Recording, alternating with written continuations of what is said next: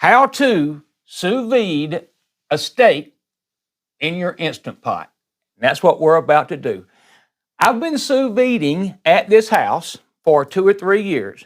And I can say this, it is the best way you'll ever cook a steak. I haven't found nothing, and I've done many, many different methods. Nothing touches a sous vide steak. Now we're going to compare the Instant Pot because I can, and I have the machine that I've used for 2 or 3 years, which is the Anova sous vide. It's a stick that goes in a pot, and you cook it in any pot. Well, I'm not even expecting the Instant Pot to kind of maintain everything it does because that's all that machine does. You know what all the Instant Pot will do. So I kind of talked bad about the sous vide feature when I did my Duo Crisp review. I did a review on an Instant Pot Duo Crisp. And since then, people have commented and said, hey, they do it all the time, sous vide, and it works fine. So we're fixing to do it. Again, I've never done one in an Instant Pot before. This will be my first time. But we're going to do it together and see how it does and see if it compares to the Anova. I'm John Sanders, also known as Jelly 007.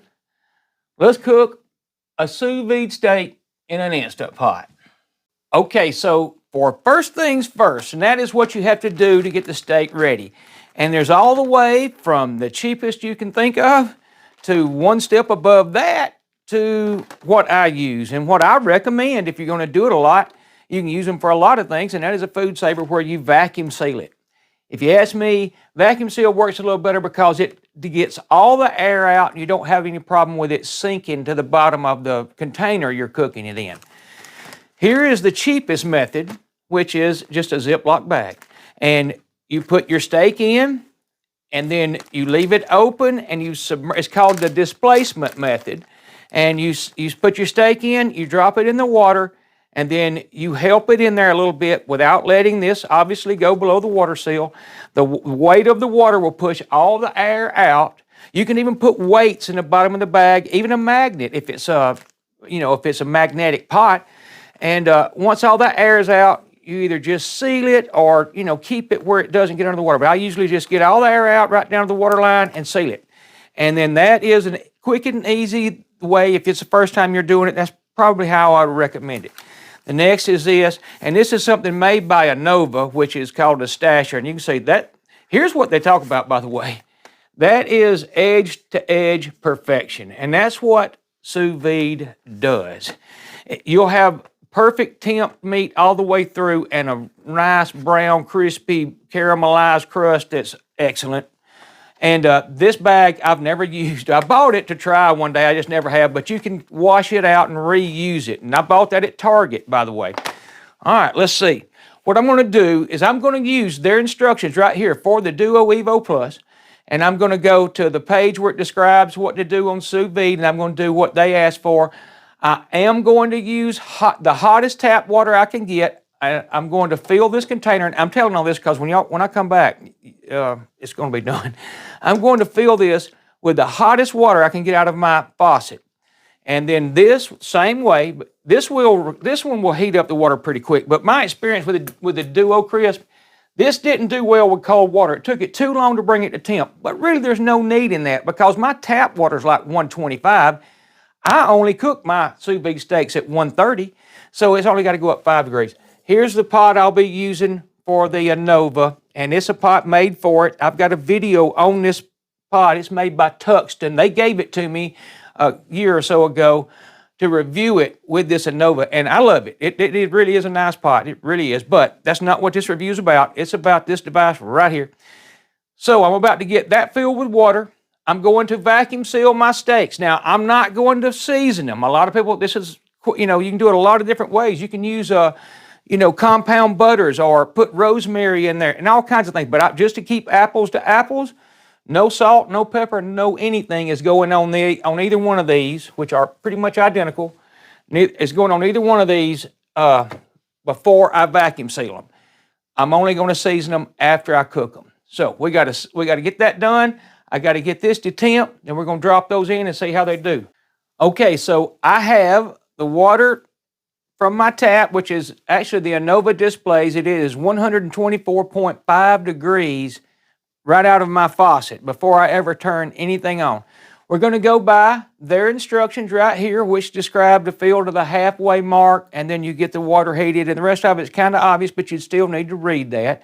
Now, I will say they have a temperature chart here, and for ribeye, which is what that is, if you want medium rare, it says 129 degrees Fahrenheit for 1.5 hours and up to 4 hours. So, right now, we're going to start this one, and it offers custom or egg, poultry, beef, pork, or seafood. Well, we could use custom, but I'm going to go to beef. I'm going to press that. I've already messed with it, and I already set it to 130. I think it defaulted to 140. So then it goes to time, which it defaults to 2 hours, but we're going to make it 1 hour and 30 minutes. I think that's plenty of time. We're going to start it. In fact, we'll also start a timer right now. I said we were. There it goes. And I'm going to start this one. Now, again, I'm not expecting this one to do what this one does. This one won't do a lot of the things this does, but this might not get to what temp as fast as the Anova. So my point is the Instant Pot does a lot more than just heat and cook steak. It'll do a lot more. So I'm okay with it being a little less as fast as far as getting the water to temp. So right now, it's already went up to the second preheating notch because it sees the temp I've already put in there. And I got a feeling it'll show my Fahrenheit here in a minute, but it has not yet. But I'm going to give that a few minutes, and we'll go by this timer to give an idea of how long it takes it to get up there. I'll be back in just a second. That just went on at the exact time, and that's not, at the exact time, at 5 minutes and 41 seconds, that beeped as this went to 130. So 5 minutes and 47 seconds is not bad. So we're about to drop the steak in. Here goes the one into the Instant Pot, and I'm going to slide this back just a little bit. And here goes the one into the Anova. So we're going to let this one run the timer. So at 1 hour and 30 minutes, we'll pull both of them out and see how they do. Now, we are going to take some temps. I might have should have done that before I stirred that water up, but just to see, let's see what we are right here. We've got a display on this one. It's 129.8. This one is 127 right there. And it seems to be 120. Of course, I just kind of stirred it up a little bit by putting that steak in. Now, I'll probably flip both of the steaks. But my point is 127 versus 129. I'm good with that. So what we'll do is, in, 30 minutes, we'll check it again and flip those steaks. Be back. Okay, one thing I forgot to do, it's only been 2 minutes, but in the directions it calls to put the lid on. Now it says it doesn't matter whether it's locked or not.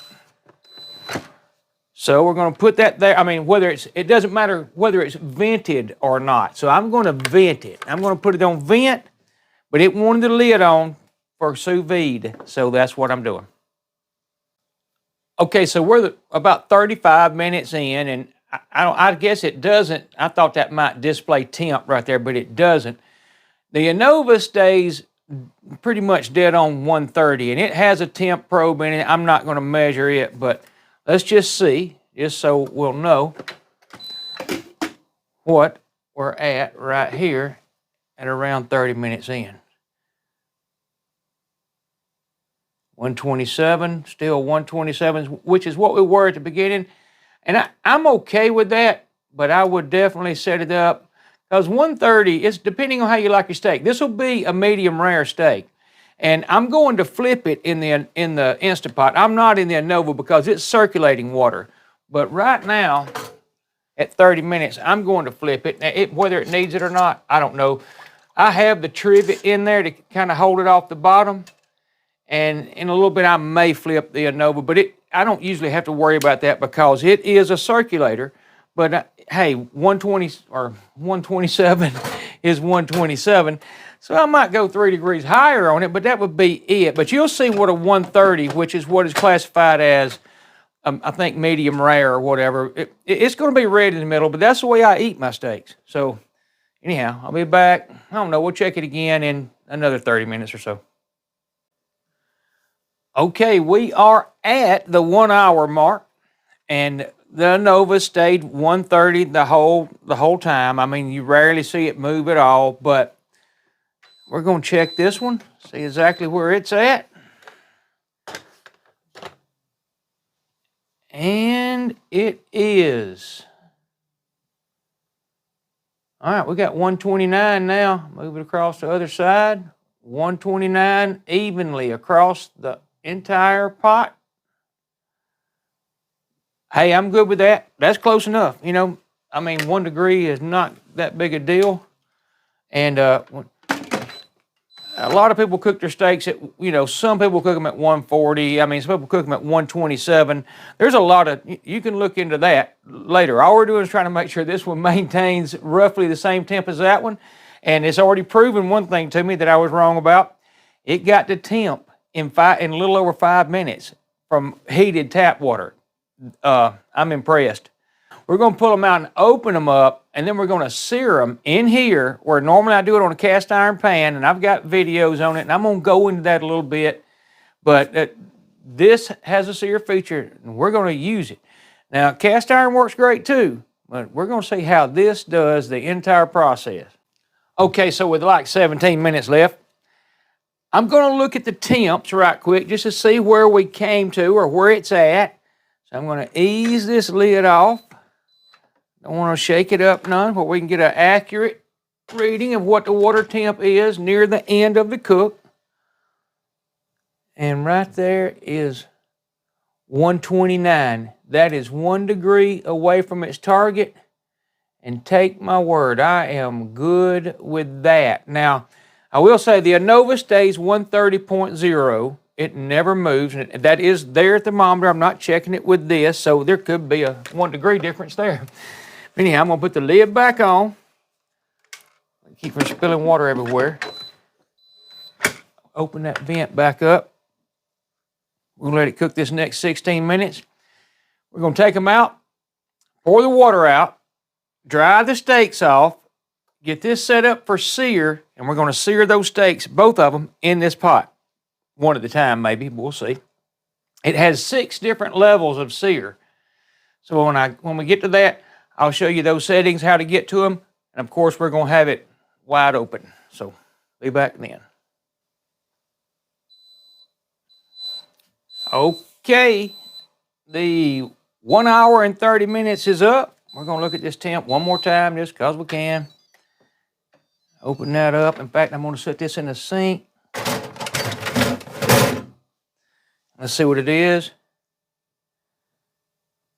129 again. Again, I'm good with that temp.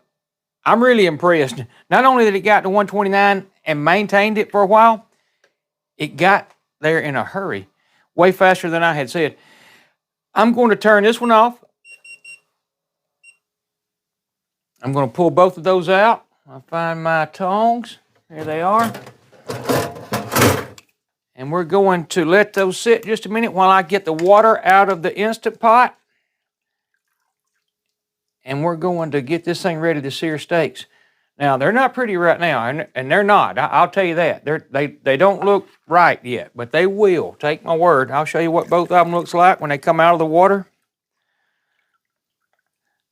But once we get them opened up and dried off and put a sear on them, you'll see what I mean. And you'll have that edge to edge. Now, I'm going to tell you, this is a medium rare steak. And all you got to do different to get a medium is set it to all the way up to say 145 or something. 130 to 135 is medium rare. This is actually, might be considered somewhat rare, but that's the way I eat them. You know, that's the way I like them. You get a little more cook out of when you put them on there, but not a lot because we're going to sear them as fast as we can. I've even got some tips I'm going to show you that I do when I do it in my cast iron skillet outside, and it involves a torch. But I don't always do that, and you don't have to use a torch. We're going to do it right here. So y'all hold up, I'm going to get that ready. Okay, there they are. Out of there, I've got this. I pulled this out, poured the water out, and wiped it off. Then I poured just, a tablespoon of avocado oil. I use avocado oil. It's got a high smoke temp, especially inside the house. But you can use a lot of things, clarified butter and all. But you can see I just kind of covered the bottom of that pan with it. And if I need more, I got it. But some of the fat from this steak will render into that. And sometimes I use the fat from the steak. But tonight, avocado oil, we're going to hit the saute function. All right, then it's going to come up with a time. I'm going to press that and get me to, because I don't care about the time. I'm going to be standing here. It's got high, low, or custom. When you press the custom, you come up with an LE3. You can go in either direction. We're going to 6. I'm going to set that, leave it at 30, and I'm going to hit start. Now that's going to start heating right now. So I'm just going to let it get warm, and then if need be, I'll turn it off while I get these completely ready, but I don't think I will need to, but we'll see. And I'm going to show you kind of what they look like when they come out, because this is how they will look. And this is a 130-degree steak, and they're both identical. There's no need in keeping up which one there is, and that one on the left is, I'm pretty sure, the one from the Anova, but that, hey, the Instant Pot shocked me. It did just as good as the Anova, and maintained the temp too. Now it's not circulating, and if that means a bunch, you know, I'm not sure it does. Maybe you need to flip the steak once or twice, you know, if you want to, you know, counter that. So we're going to put that right there. I'm going to take some paper towels. I'm going to kind of wrap this steak because I want it as dry as possible. I may even spray it with some avocado. I do a, you know, every time I do it, I ain't going to say I do it exactly the same every time. All it's about is getting it brown. That's what you want to do, is sear off the outside and get it brown. So I wrap them up where they'll dry a little bit and pat them down best I can, as you want the surface dry. That if you don't, that the water will steam and it kind of hinders that browning that you're trying to do. But right now, let's see if you can see that. As a matter of fact, we're preheating and we're only at one level, so we're waiting that to get all the way ready and say hot. We're going to drop one of those in at a time, I believe, because I think it's not quite enough room in there for both of them. So, and that probably wouldn't be a good idea either. So, be back. Okay, so the one from the Instant Pot is in there. I had a hot light in just a few minutes, had a camera issue, but all I've done is I salted them a little bit and dropped it in there. So I had a slight camera issue I'm not sure I'm going to be able to fix, so I'm going over it again. But anyhow, there it is. It's going. I just dropped it. In fact, it's been there less than a minute because the counter started, the timer started once the unit got hot. I've already unwrapped them. Like I said, they're dried. You want to make sure they're dry because if you drop them in that hot oil, it will it'll do a lot of splattering. So let's just see what, we'll let it get to 28 and there it goes. So this is probably 45 seconds and you can see already that it looks pretty good. But we're going to leave it on that side just a minute longer.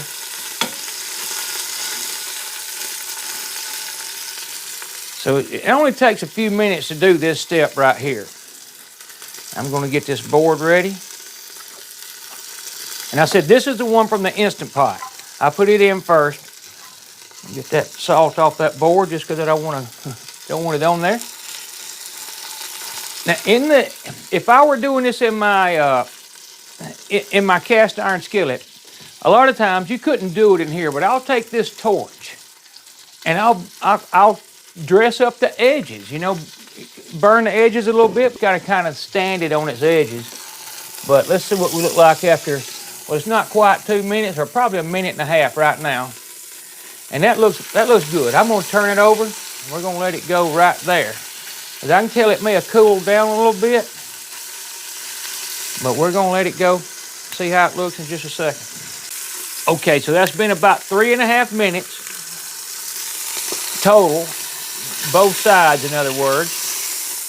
And I'm going to pull it out and see what it looks like. And you can see that there's nothing wrong with that. And that looks good. We're going to set that one down right here. Instant Pot.